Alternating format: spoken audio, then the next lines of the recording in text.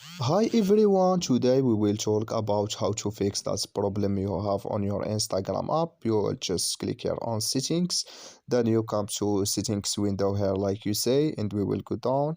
We will click here on apps, then we come to apps window here like you say, and we just go down here to looking for Instagram app here, and this is window. Then we will click here on Instagram, then we come to next window here like you say, and we will click here on for stop, and you will click here on OK.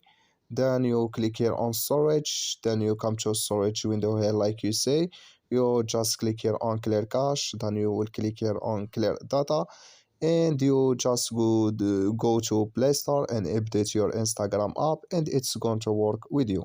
So that's all now. I wish now you are get it. So thank you for your watching. Don't forget to support us by like it, subscribe, and see you in next video about all Instagram setting, of course.